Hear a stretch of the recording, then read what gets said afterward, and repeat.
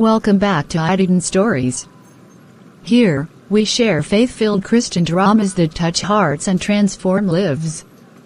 In today's story, we explore the choices of two mothers-in-law, one who embraced humility and love, and another who clung to pride and bitterness.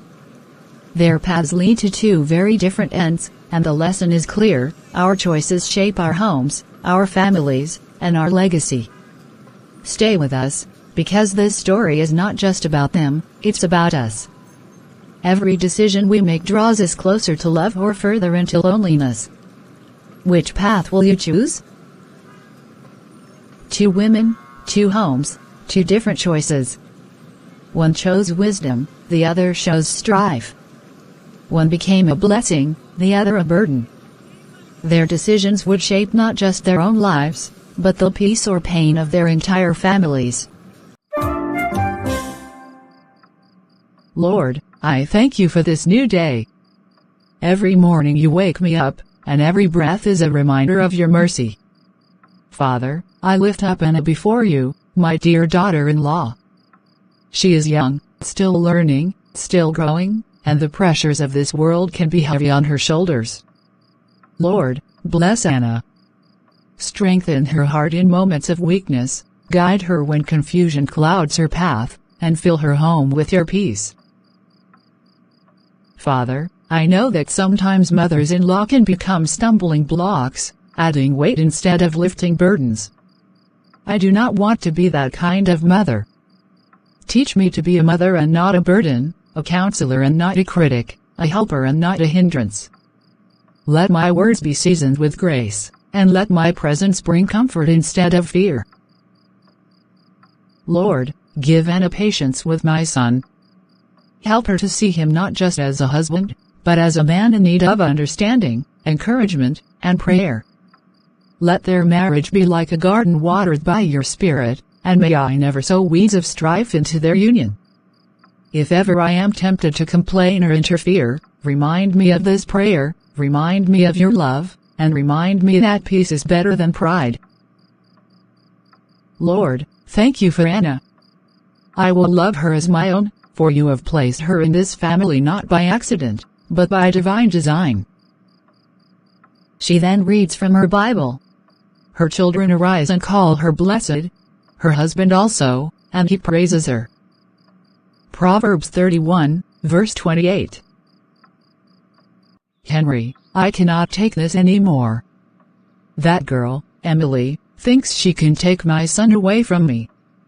Imagine, she cooks for him, makes decisions with him, and even dares to tell him how to spend his money without asking me. Can you believe it? She is behaving as if she is the queen of this family, but she will soon find out who truly holds authority here. She will see who the real mother in this house is. Susan, listen to yourself. Our son is no longer a boy. He is a man now, married and building a home of his own. Emily is not your enemy. She is his wife, his partner, the woman he has chosen to walk through life with.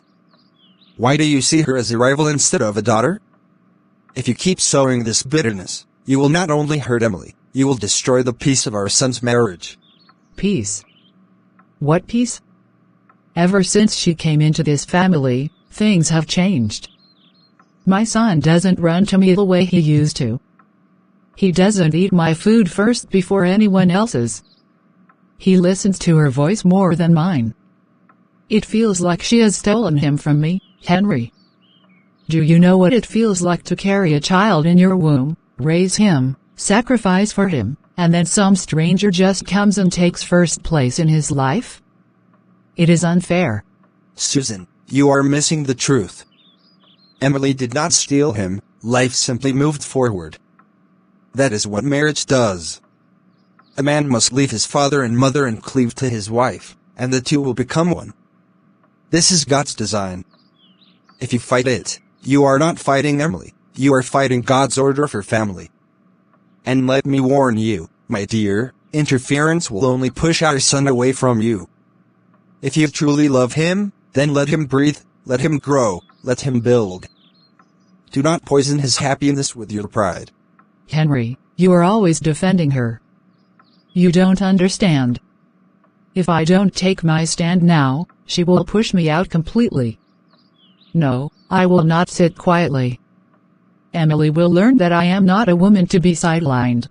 Susan, your stubbornness will be your undoing. Mark my words, a wise mother knows when to step back, but a proud mother will destroy herself. Don't let your end be bitter because of pride. One mother shows prayer, the other shows pride. The seeds were planted, the harvest would soon tell. Thank you, Mother Margaret. Honestly, I don't know what I would do without your words. Every time I call you, you lift a burden off my shoulders. You always encourage me, and it gives me strength to keep going in my marriage. My dear Anna, that's what mothers are for, peace in the home, not strife. A mother should never be the reason her children's hearts are heavy. I know marriage is not always easy. Two people coming from different homes, different upbringings, learning to live as one. But never forget, you are not alone. God is with you, and I am here as well, not to interfere, but to support, to guide, and to pray for you. Mother, sometimes I feel I'm not enough. There are days when my husband and I misunderstand each other, and I worry I'll disappoint him. But when I remember your words, I find courage again. Listen to me, Anna. No woman steps into marriage knowing everything. Wisdom is learned daily. Mistakes will come, but they are not the end, they are lessons. When you stumble, don't condemn yourself. Rise and learn. When your husband is weak, be his strength. When he is troubled, be his comfort. That is the beauty of marriage. It is not about perfection, it is about partnership. And always remember, a soft answer turns away wrath. Choose your words wisely, for peace is greater than being right. You are not just my son's wife, you are my daughter. I prayed for you before I even knew you, and I will keep praying for you. May your home be filled with laughter, may your table never lack bread, and may your heart always find joy in the little things. Stay close to God, Anna, because He is the foundation that will hold your marriage firm. Thank you, Mother Margaret. You make me feel like I truly belong. I am grateful beyond words. Lord, thank you for Anna. Give me the grace to always be a bridge of peace, never a wall of division. Emily, what is this smell? This stew? This is not how I used to cook for my son. You don't season the food like I did.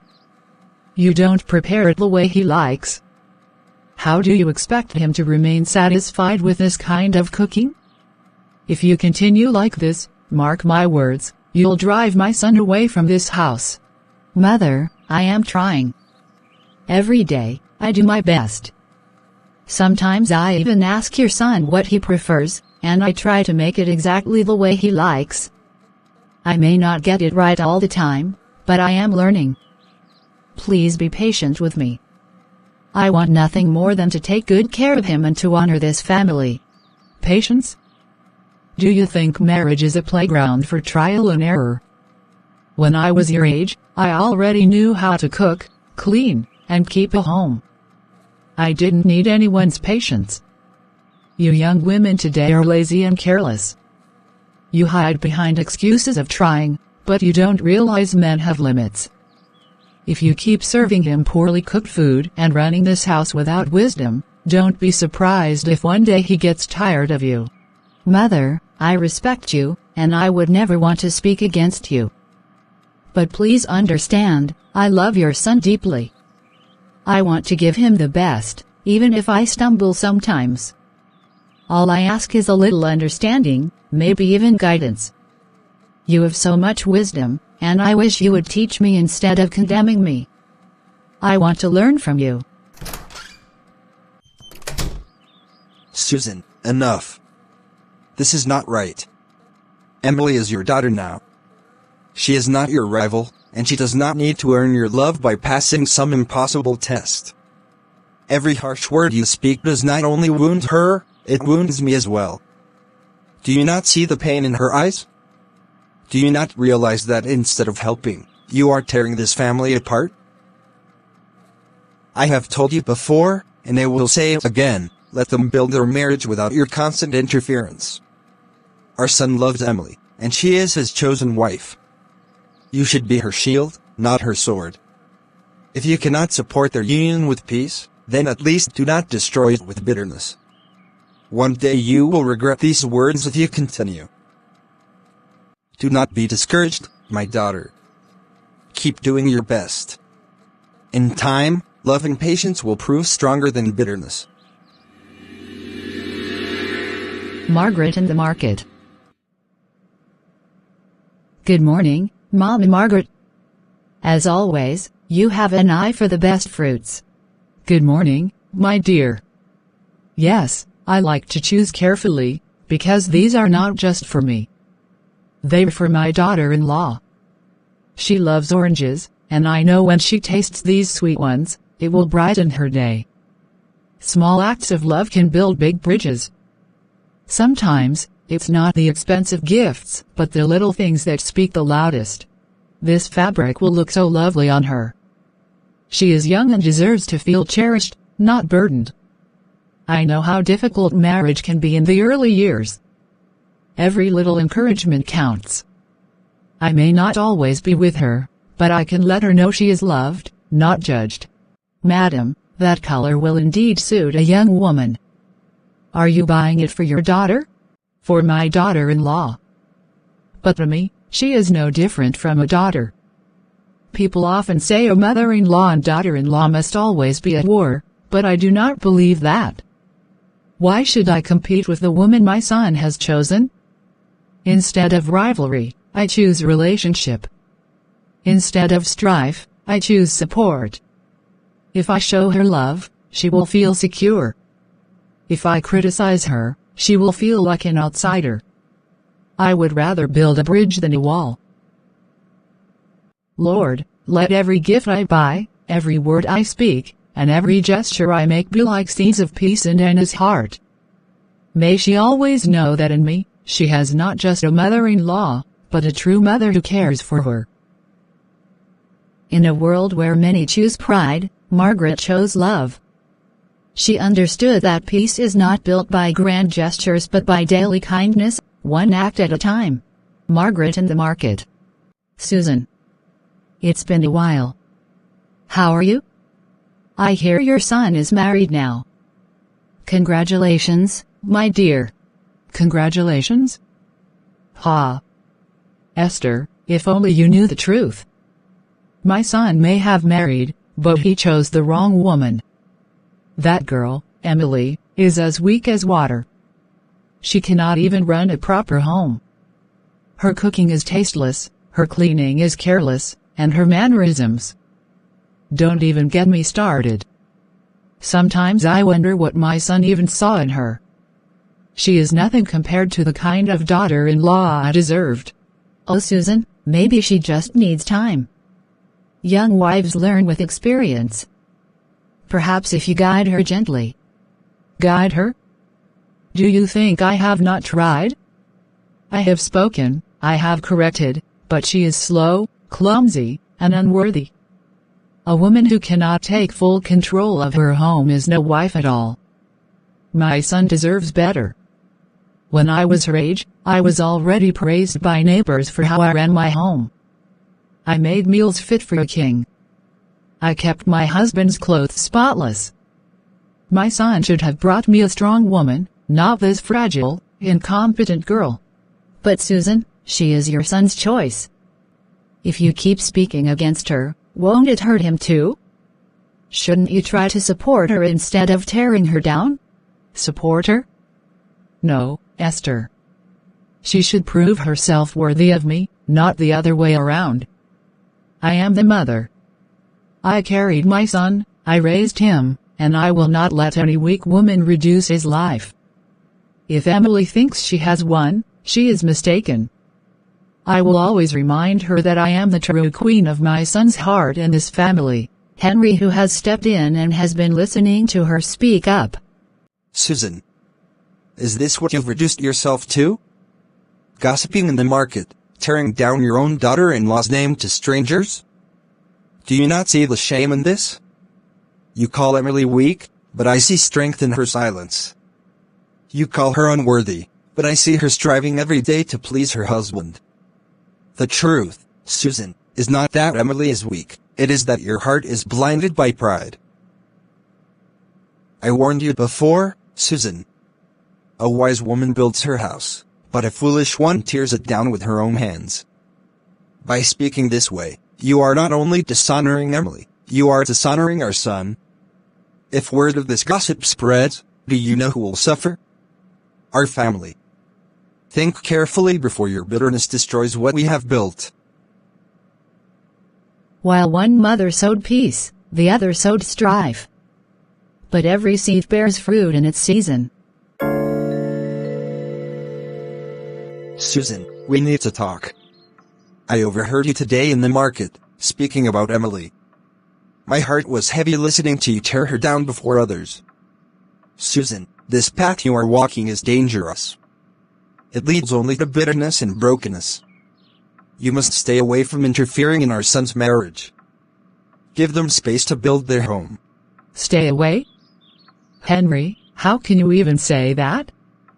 I raised that boy. I carried him in my womb, I nursed him, I sacrificed my youth for him. Every meal he ate, I cooked. Every step he took, I guided. And now you expect me to sit quietly and watch another woman take my place. No, Henry, I will not stay away. I have every right to be involved. That girl, Emily, does not deserve him, and I will not stand back while she ruins his life. Susan, listen to me. Yes, you raised him, and you did well.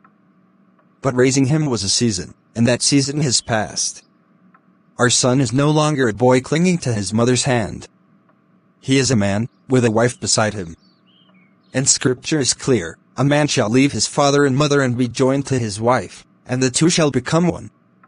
If you keep holding on as if he still belongs to you, you will suffocate his happiness and drive him away, not only from Emily, but from you too. You don't understand, Henry.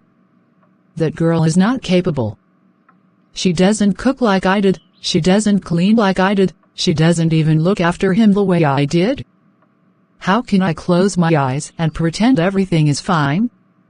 If I leave them alone, he will suffer, and I cannot watch my only son go down because of a weak wife. Susan, it is not your place to run their marriage. Love does not control. Love guides, prays, supports, but it does not strangle.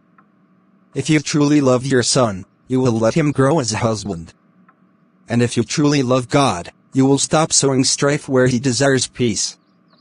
Can you not see? Every harsh word you speak plants seeds of discord. Every interference builds walls between you and your son. One day, those walls may stand so tall that you cannot climb them again. I cannot let go, Henry. I won't. He is my son before he is her husband. No, Susan. He was our son yesterday, but today, he is her husband. If you refuse to see that, your end will be bitter. Mother Margaret, I don't know how much longer I can take this. She humiliates me every chance she gets.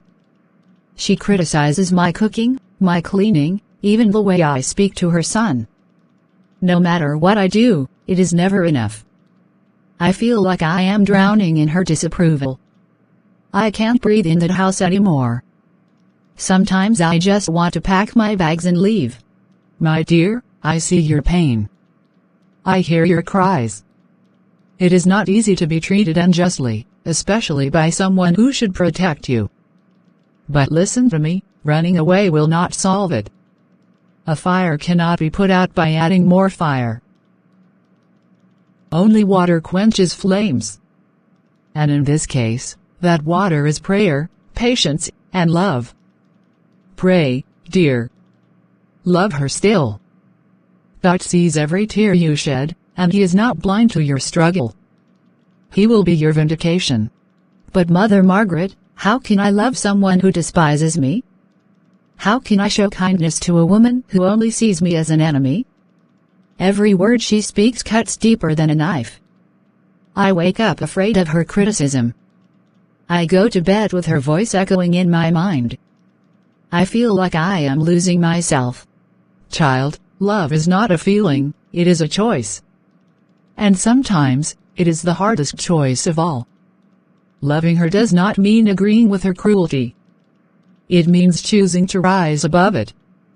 It means choosing to see her as a woman broken by her own pride and fear, rather than as a monster. When you pray for her, your heart will be strengthened. When you refuse to return insult for insult, you silence the enemy's plan to sow strife.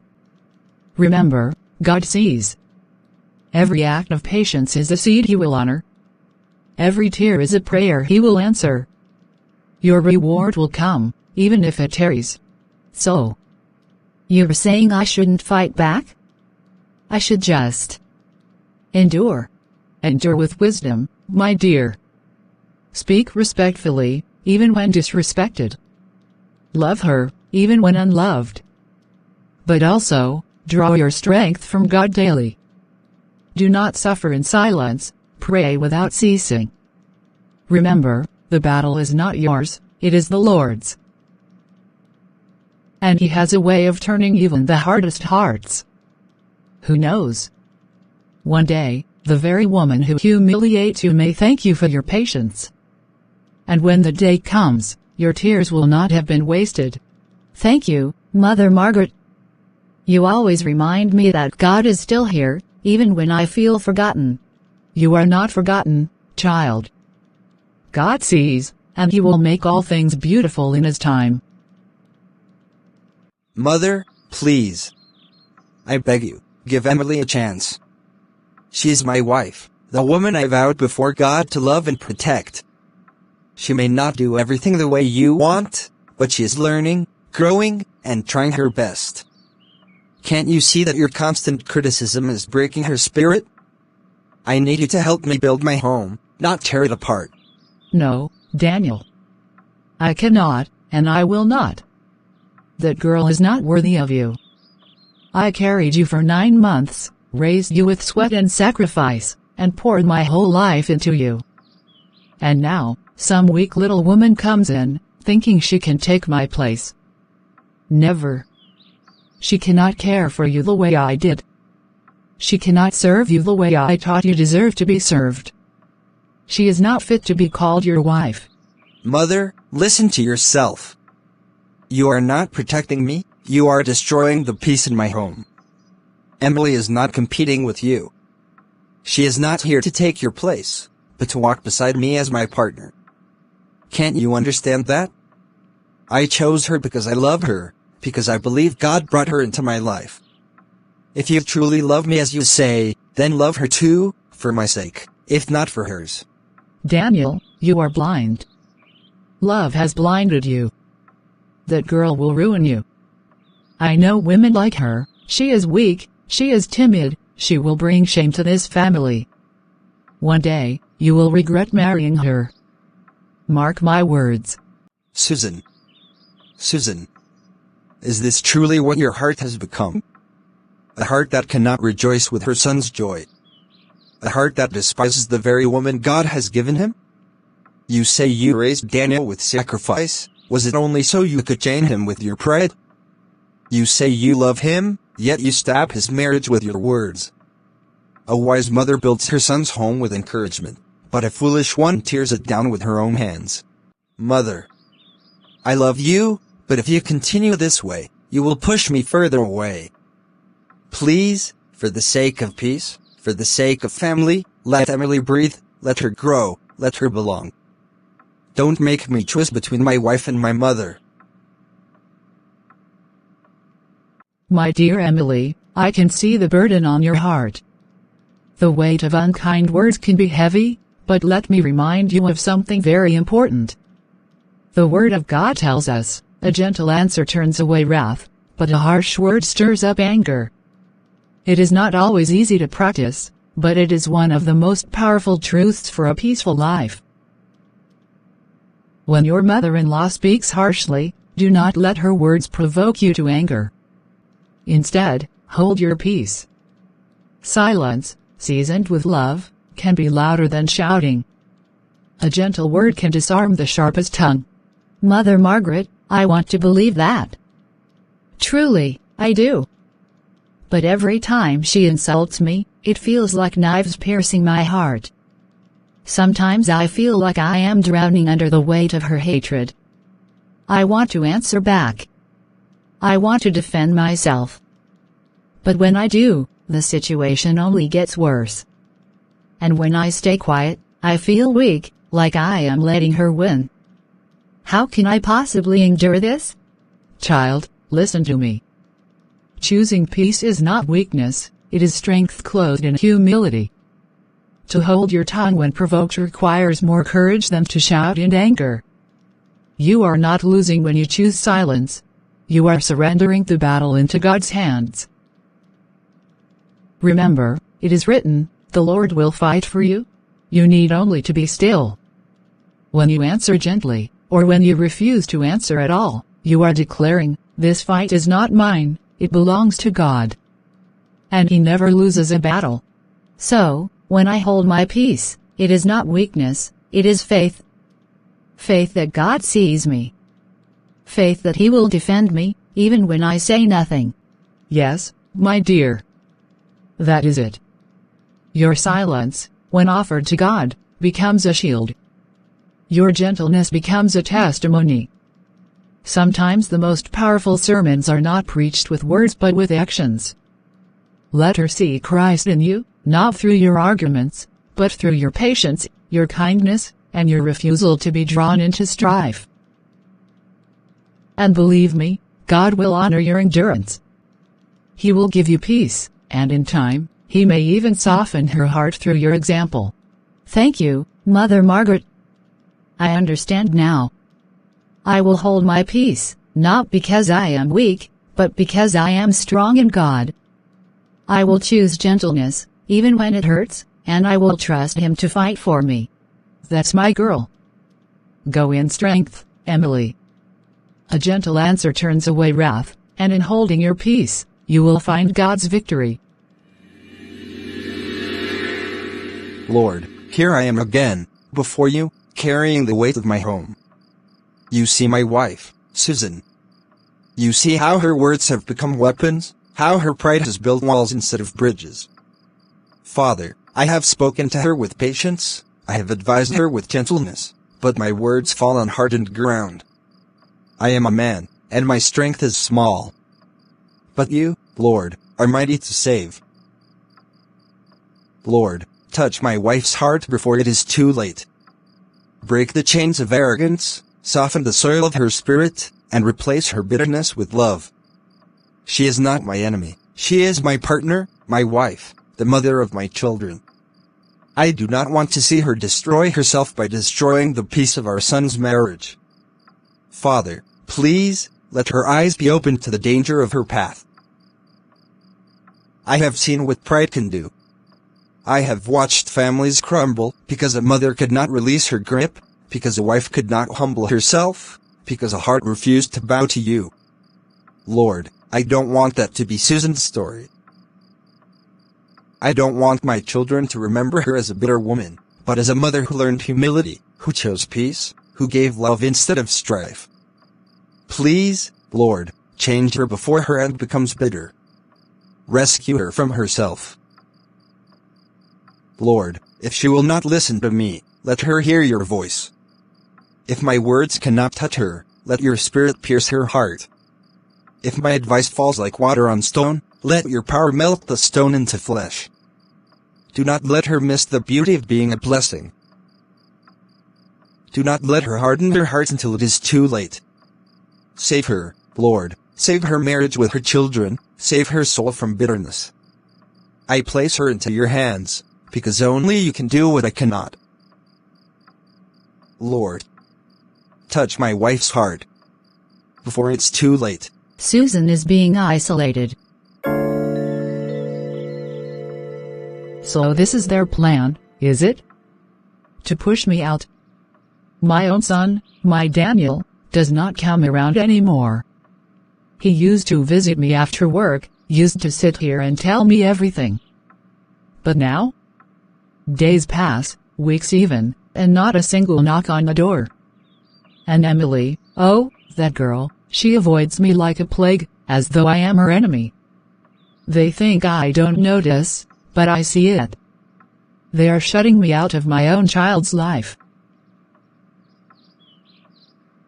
After all I did for him, after all the years I labored, sacrificing my youth, my comfort, my very dreams, this is how he repays me?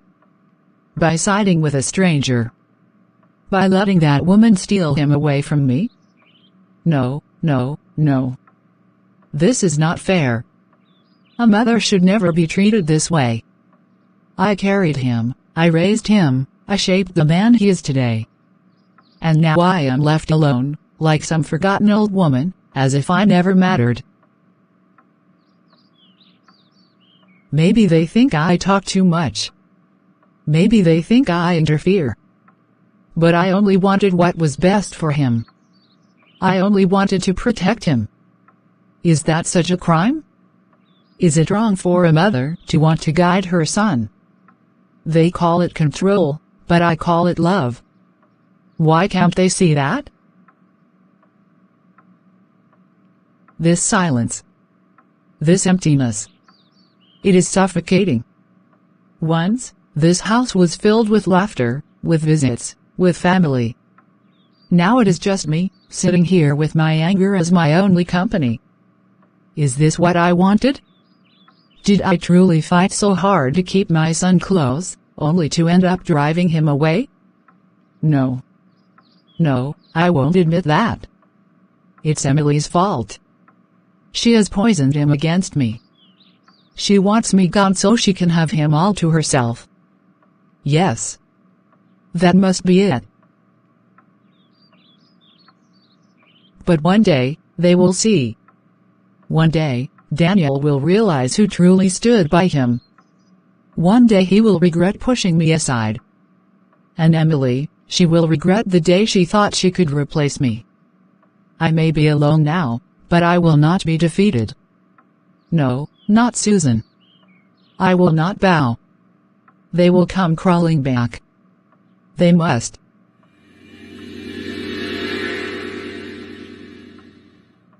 Margaret's home is surrounded with love.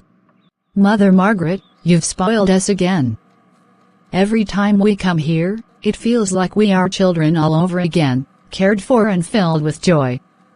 Thank you, Mother. You are a blessing. She is right, Mother. You always make our visits special. We came to see you, and yet you are the one showering us with love and gifts. We should be the ones serving you, but here you are, feeding us, encouraging us, and strengthening us as if we are still under your roof. We cannot thank you enough. My children, it is not I you should thank. To God be the glory. He is the giver of love, the source of every good thing. I am only a vessel in his hands. If I can give you warmth, it is because he first gave me his love. If I can encourage you, it is because he continues to encourage me. It brings me joy to see you laugh, to see you at peace, to know that your home is filled with harmony. That is all the reward I need. Mother Margaret, I don't have words to express how grateful I am for you. In a world where some women pray to escape their mothers-in-law, I find myself praying that God gives me more years to sit at your feet. You have not just been a mother to your own son, you have been a mother to me too. You encourage me when I am weary, you counsel me when I am confused, and you pray for me as if I were born from your own womb. Truly, we are blessed to have you as a mother. My dear Emily, you honor me with such words. But remember, this is not about me. It is about the God who places the lonely in families, the God who turns strangers into daughters, and the God who binds hearts together with love stronger than blood. I only ask that you pass it on. As I have loved you, love others. As I have encouraged you, encourage others. That way, God's love will multiply from home to home, and peace will reign where strife once tried to rule. Mother, you are truly the heart of this home.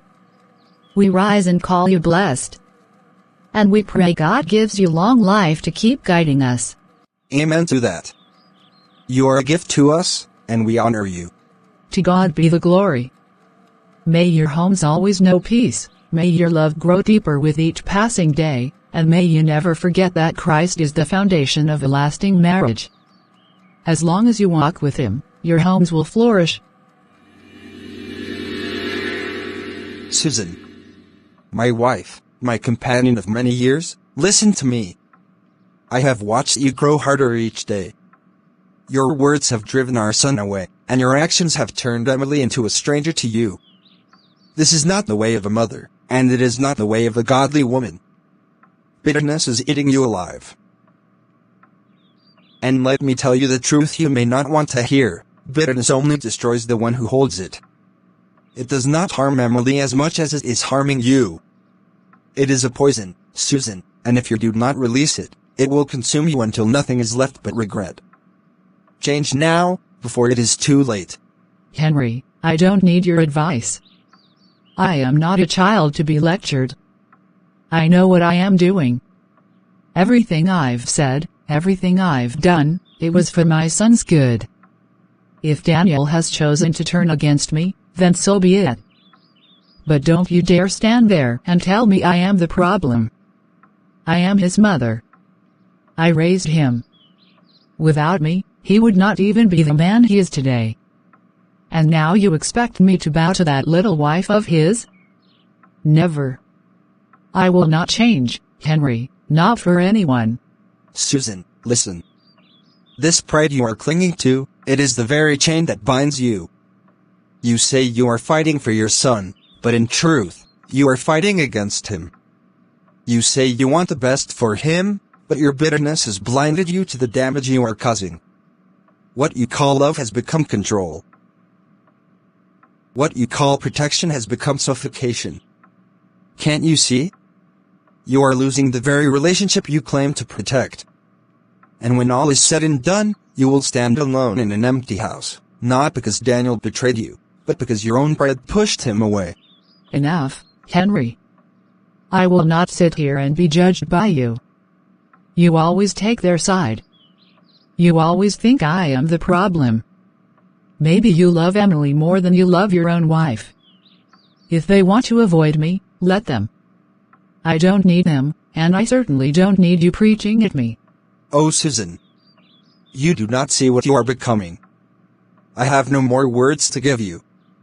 I can only pray that God opens your eyes before the bitterness swallows you completely. I will not stop praying for you, my wife, but I cannot force you to change. The choice is yours, and so are the consequences. Oh, Mother Margaret. I cannot even begin to express how much you mean to me. In a world where so many wives dread their mothers-in-law, I find myself overwhelmed with gratitude. If only every woman could have what I have, someone like you in their corner, praying for them, guiding them gently, and never making them feel small. Many times, when I wanted to give up, when the words of others crushed me, your kindness lifted me back up. If only every mother-in-law was like you, perhaps fewer homes would be broken, and fewer tears would be shed. My dear Emily, I am humbled by your words, but let me tell you the truth, it is not me. It is the grace of God, my child. Left to myself, I might have chosen pride, or selfishness, or even jealousy. But God has taught me that a peaceful home is more precious than gold, and that a mother's role is not to compete with her son's wife, but to support and love her. I prayed long before Daniel married that whoever came into his life, I would welcome her not as a rival, but as a daughter. And when you walked through that door as his wife, I saw the answer to my prayers. You have no idea how much those words mean to me. Many nights, I have cried myself to sleep because of the harsh things I've heard from others. There were moments I felt unworthy of Daniel's love, moments I felt I could never be enough. But every time you called me daughter, Every time you encouraged me, I felt the strength to keep going. You gave me more than advice, you gave me hope, and you reminded me that God still sees me, even in my weakness. Emily, listen to me, marriage is not an easy road. It will test your patience, your faith, and your endurance. But remember this, love covers a multitude of wrongs, and kindness has a power that anger can never match. You will face storms, but never forget that God is the one who calms the sea. And as for me, I will continue to pray for you as long as I live, because you are not just Daniel's wife, you are my daughter, and I will stand with you through every season. Thank you, Mother Margaret. You will never know the depth of comfort you've given me. I only pray that one day, I can show the same love and grace to others, just as you've shown me. That is all I ask, my dear, that you pass it on. The world is hungry for love and healing, and God can use even the smallest act of kindness to build bridges where walls once stood. You are doing better than you think, Emily. Trust Him, and keep walking in love. Why? Why is everyone far from me? Where did they all go? My son, who once ran into my arms. He barely visits anymore. Emily, that young woman I thought I was putting in her place, she doesn't even look at me anymore. And Henry. Henry speaks to me, yes, but even his eyes carry sorrow, as if I am no longer the wife he once admired. What happened to me? How did I come to this place? I only wanted the best for Daniel. I wanted to make sure no woman ever replaced me in his heart. I thought if I spoke up, if I corrected, if I insisted on my ways, he would respect me, he would hold me closer. But instead, the more I spoke, the more he pulled away. The more I fought, the more he chose his wife over me. Was I wrong all along? Was my love nothing but pride in disguise? No visitors. No laughter. Not even a knock at the door. Is this what I've been reduced to?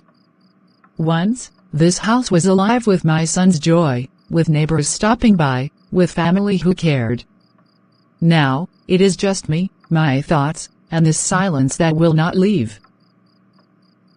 I am surrounded, yet I am empty. I have people in my life, but none want to be near me. I feel as though I built a wall with my own hands, brick by brick, word by word, until I trapped myself inside. Why is everyone far from me? Why has my son turned his back? Why does Emily avoid me as if I am a stranger? Even Henry's words no longer bring me comfort. Have I truly become the bitter woman they all say I am? Am I reaping the seeds I sowed with my own mouth and my own pride? Oh, God. If you can hear me, tell me why my life feels so empty. I warned her. I warned her again and again.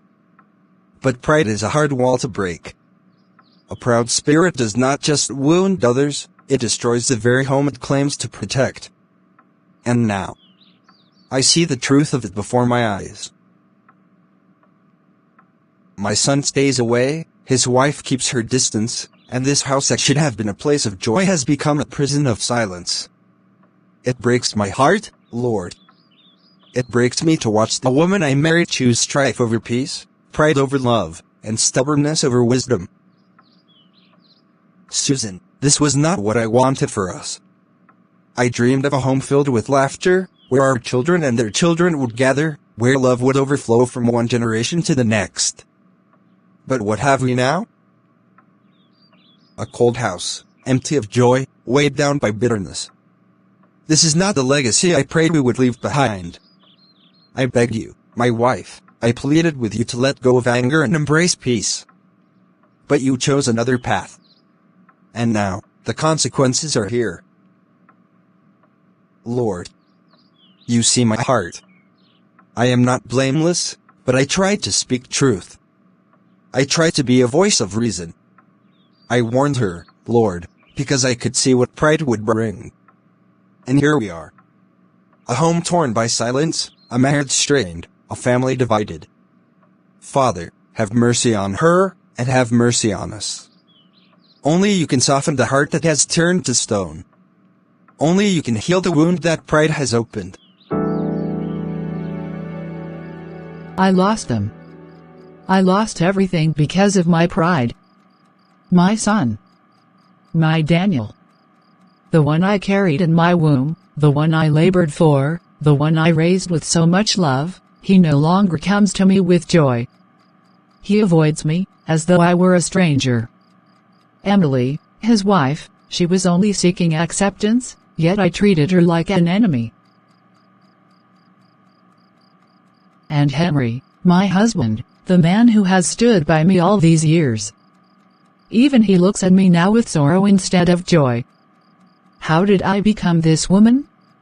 How did I allow myself to walk so far down this dark road? I thought I was protecting my place. I thought I was showing strength. But I was blind. My so-called strength was pride, and my pride has left me empty. I drove away the very people I claimed to love. I shouted when I should have listened. I fought when I should have embraced. I clung to control when I should have chosen humility. And now, look at me. I sit here alone, with no laughter in these walls, no footsteps in this house, no voice calling me mother with joy. I built my own prison, and now I sit in it, all by myself. God, if you are still listening, if you still care for a woman like me, forgive me. Forgive my pride, forgive my stubbornness, forgive my blindness. I destroyed what you gave me, I broke what was meant to be whole. My heart is shattered with regret. I do not know if my son will ever forgive me, I do not know if Emily will ever trust me, I do not know if Henry will ever look at me the same. But if you will only give me peace in this final stretch of my days, if you will only give me one more chance to show love instead of bitterness, then I will spend whatever is left of me making it right. 1 Peter 5 verse 5 to 6 - Clothe yourselves with humility toward one another, because God opposes the proud, but shows favor to the humble. Humble yourselves, therefore, under God's mighty hand, that he may lift you up in due time. Thank you for watching this touching story here on Haughty Stories. We pray it blessed your heart and reminded you of the power of humility, love, and godly wisdom. Don't forget, your choice matters. Walk in love, and you will never walk alone. If this story inspired you, please like, share, and leave a comment below. We would love to hear your thoughts. And if you haven't already, kindly subscribe to our channel and click the notification bell so you won't miss more faith-filled stories that uplift and inspire. Until next time, keep holding on to God's Word, because His wisdom always leads to life and peace.